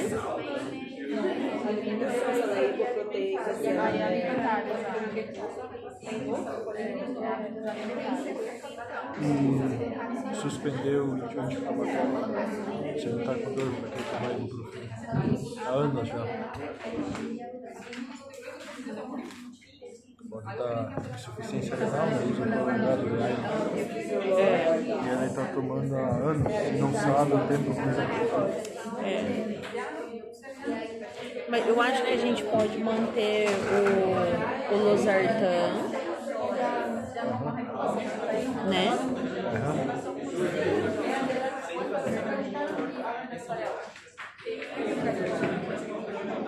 Que a pressão dele. Professor, tem losartan intravenoso? Losartan intravenoso? Não. Aí então eu posso cambiar.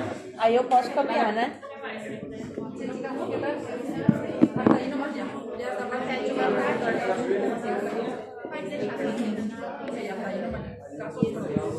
Nalapil intravenoso tem?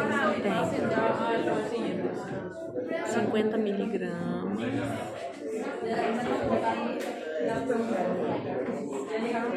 12 em 12 horas. Certo? Professora, a gente internou, fez hidratação intravenosa, nada via oral e naprilato. O que mais que a gente precisa bem? Deve morrer do paciente. Deve ter morrido. Sí, porque tu paciente terminó su presión y todavía le A hipotenso, nossa, le não. bajaste más bajo de lo que ya está ahí. Então agora eu preciso. Mas eu vou ter que fazer volêmia nele. Ah, entendi, prof. Mas, ô professora.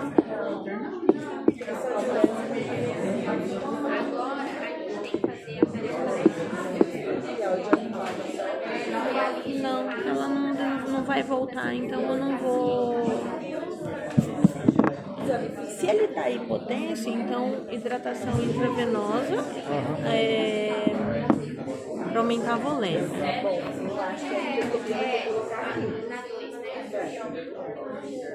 Mas ele já tá taquicárdico.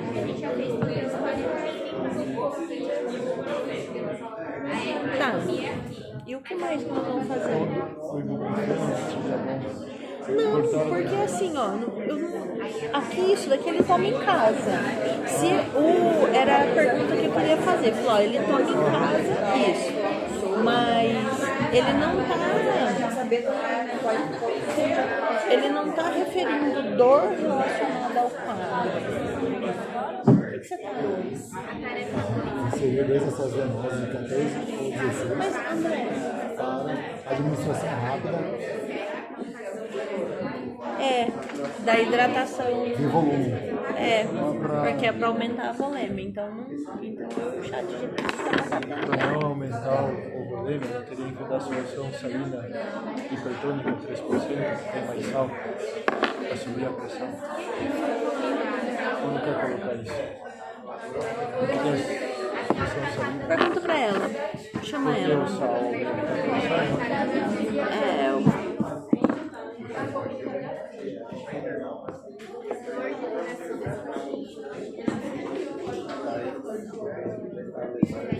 Se é fisiológico móvel ou readaptado.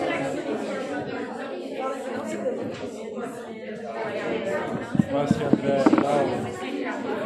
lembra da aula do THM?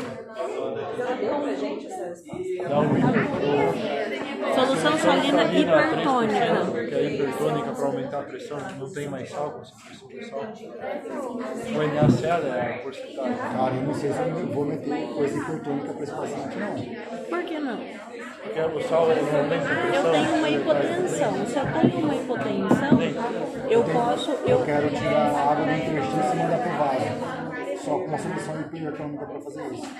Então, e aí, porque se eu tenho esse quadro, porque pela hematemese ele está desidratado. Pela desidratação, tem essa debilidade generalizada e a visão borrosa. A visão borrosa por conta da alteração do sensório, porque ele já está muito desidratado. Tem que ter cuidado com os pacientes. Se administrar uma coisa muito rápida, com muito sódio, pode causar desmineralização nele. A desmineralização contínua? É com potássio ou com sódio? Eu acho que É sódio. NaCl é a gente não pode meter uma coisa super concentrada nele muito rápido. Esse aqui é para ele ter volume rápido. Então acho que é a normal, isotônica, então 0,9. Eu acho que sim. Eu perguntar para a doutora, por que pela botar mais sal? Assim, melhor. Hidratação intravenosa. Suero fisiológico.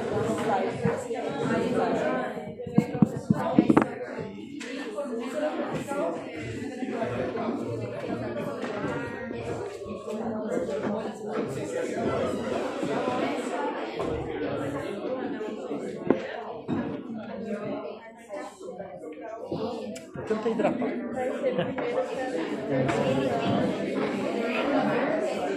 Sei, mas o quê? Tá, ele só tá com o principal vômito ou com sangue? Esse é o Vômito principal. e sangue. O principal. É, Ele vem no hospital por isso. é.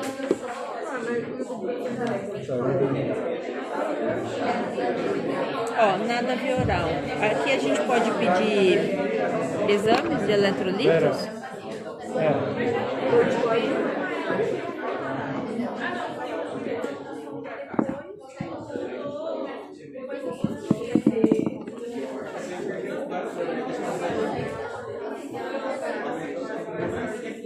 Hemograma completo.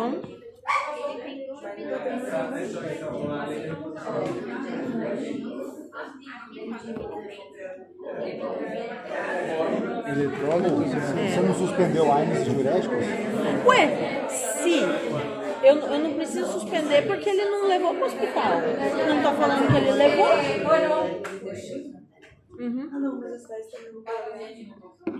Entonces, les entrego a todos ya el resultado, o sea, si tardaron para llegar hasta terminar la tarea 2, la conducta, todo eso, de todos modos les voy a poner ya ahora la última, ¿sí? Si es que no escribieron lo que yo les entrego en la tarea 2, quiere decir que no terminaron, ¿sí? No le pidieron, no que se equivocaron, bueno, relativamente, ¿verdad? Pero no que se equivocaron, sino que les faltó, ¿verdad? Entonces directamente ya pasan a la tarea 3, den el diagnóstico etiológico y den el tratamiento. Para el caso número 1 voy a proyectar porque no sale bien en la impresión, en la fotocopia, uno de los anexos. Al resto les entrego todo en sus manos. ¿Estamos? Sí. Termina la hora, entregan todas sus hojas y vemos la próxima clase. Sé que todos tienen muchas dudas. Vamos a tratar de solucionar todo en la próxima clase, o hasta la siguiente de campo, después del examen. Vamos. Caso número. Mas como é que você vai fazer endoscopia digestiva num cara que pode ter uma perfuração? Porque eu tô achando que ele tem uma perfuração aí. Caso número 1. Não, mas se tivesse... Não sei. Que não tá rompida? Ou varizes esofágicas. Mas a gente não aprendeu varizes esofágicas.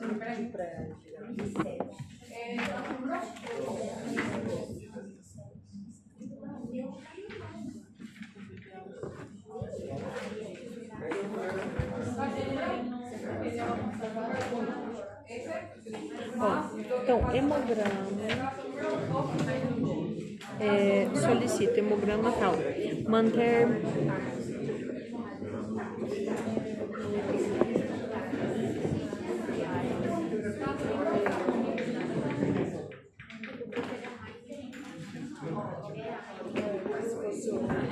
Manter meu paciente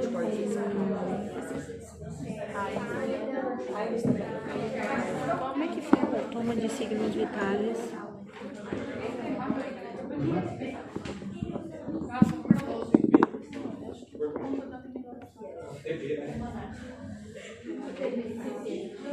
É uma úlcera. Isso. Pode ser, eu tô achando. Enfermidade péptica. Enfermidade péptica. Não sei. Nota tarea 3, você disse? Cadu, prof. Úlcera péptica. Enfermidade péptica. Enfermidade péptica 1. Enfermidade péptica. Por úlcera péptica. Graças. Úlcera péptica. Ó, hemograma, tamo bom. Plaqueta. Ah, não pedi a gasometria. Professora, como que a gente escreve quando é para ficar monitorando o paciente? Ah, eu coloquei aqui, hein? Monitoramento contínuo. top. Na verdade, não precisa Cara de pau.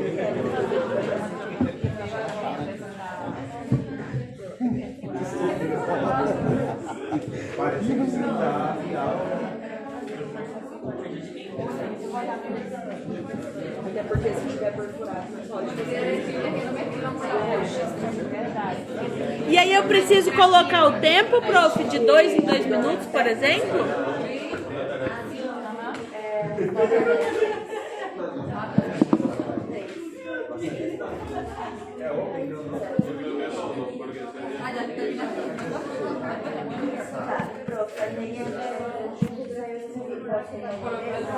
Entonces, esta es la imagen que les falta a los de la tarea 1. A los del caso 1. É, prof, essa imagem a gente já estava. Úlcera péptica. Enfermidade, diagnóstico etiológico. Enfermidade por úlcera péptica. Aí o negócio, ela é duodenal? Eu acho que ela é duodenal aí, não é não? Não me parece gástrica.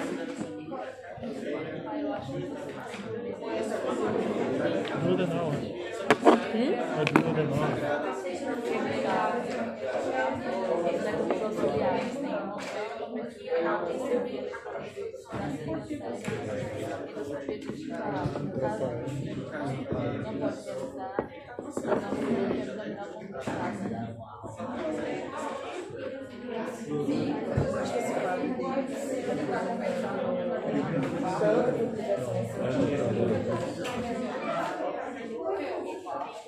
Ah, tá. Porque tá aqui, ó. Anexo 1, anexo 2, anexo 3. Anexo 3 é sobre a tarefa 2. A tarefa 2 é diagnóstico etiológico E tratamento. e tratamento. Úlcera péptica duodenal. É, porque olha lá. Agora dá para colocar no tratamento o uso de AINES inflamatório. Ah, vamos botar no tratamento. Eu acho que teria alteração com endurama.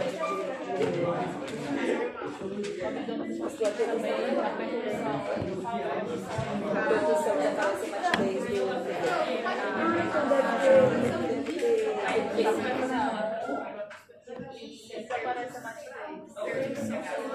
Não é gástrica. Não é gástrica.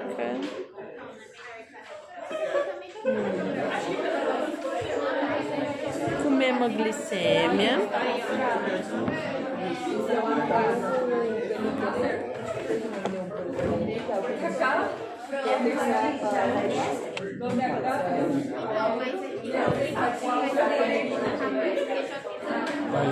Ah, é a estadificação que a senhora quer?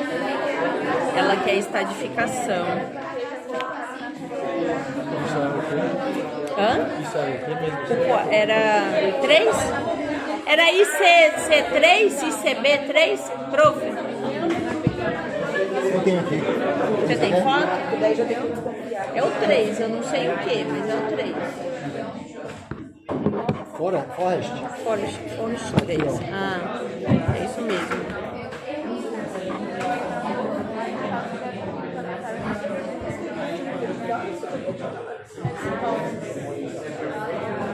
Mas coágulo? É um coágulo? É. Não é coágulo aderente 2B?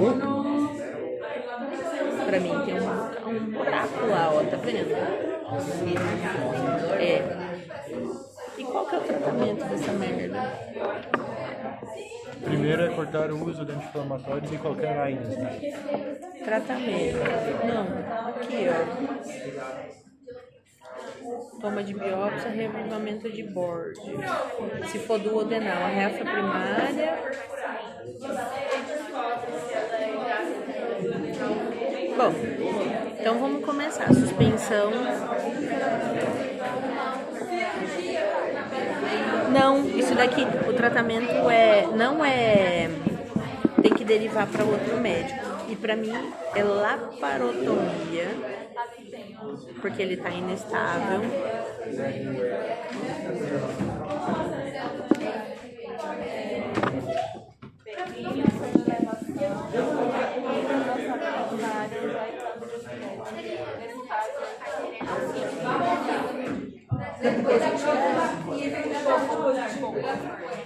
Intervenção quirúrgica por laparotomia.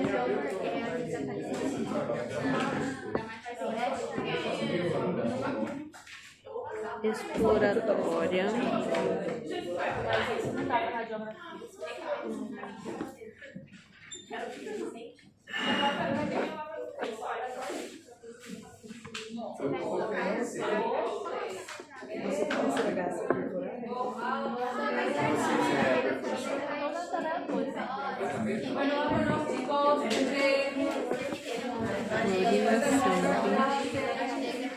Gase sanguínea. Qual que é a cirurgia? Qual que é a cirurgia? Laparotomia. Eu coloquei. Eu coloquei isso.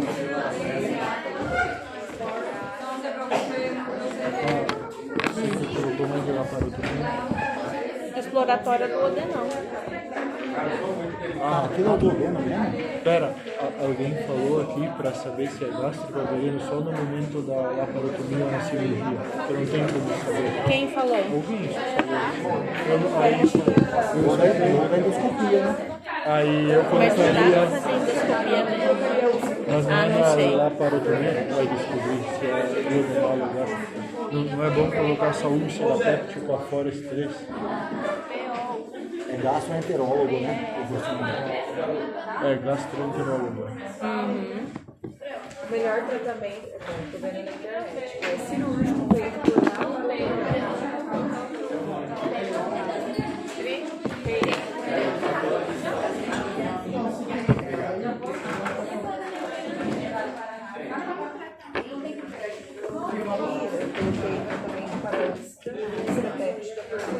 cirúrgico por laparotomia, fechamento da perfuração, utilizando a estrutura de ponto separado como simples experimental.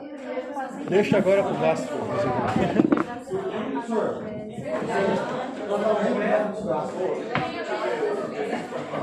Eu só sou o médico de plantão, você colocou abrir o paciente. Muito bem, né? A senhora quer me ferrar, né, professora? A senhora fala muito bem pra mim, mas tá rindo por dentro. Né? Tá rindo por dentro. Ai, prof. A gente precisa restabelecer nosso elo de confiança, professor.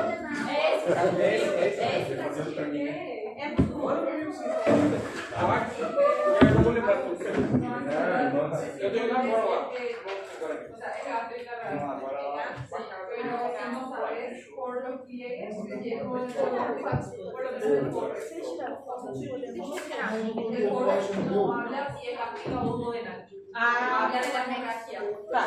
Então, eu não coloquei. Yo no te pido la clasificación de Johnson. Johnson te habla si es gástrico o duodenal. Tá. No, sí, falta el de Forrest. Porque está complicado. E esse Forrest é 3, não é, pro? Não. Você pode adoecer ou O importante é fazer, então a gente vai ter. Por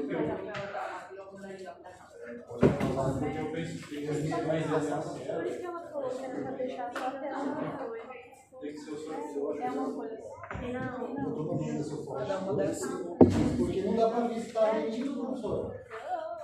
Só dá pra ver quem tá lá. Eu tô colocando a água nele pra saber se vai ficar mentindo ou não.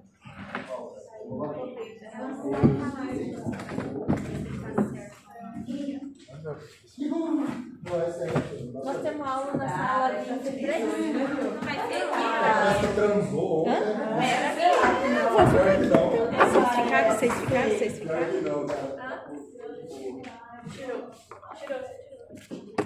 O prof precisa devolver ou pode ficar com isso?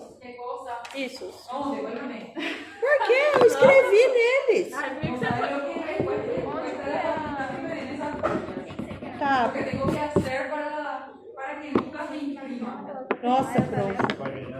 É porque eles pagam muito para a senhora, a gente paga pouco na faculdade, né, prof? É por isso. Sí, segurísimo. Si fuera así, no le diría nada. Não, é exatamente isso, prof. Tipo, Vámonos. La gente terminó lo del tiempo. Más de media hora para atenderle a su paciente y hacerle un tratamiento y no siente. Yo creo que si yo consulto con ustedes, ya tanto tiempo así en atender. calma, prof, calma. A gente tá aprendendo ainda. A senhora vai ter super orgulho da gente, prof. Una vez de sus compañeras ahí, el paciente ya se murió ya. Credo, professora, não tô sabendo, não morreu não. Não morreu porque sabe o que acontece? A gente sempre liga pros professores.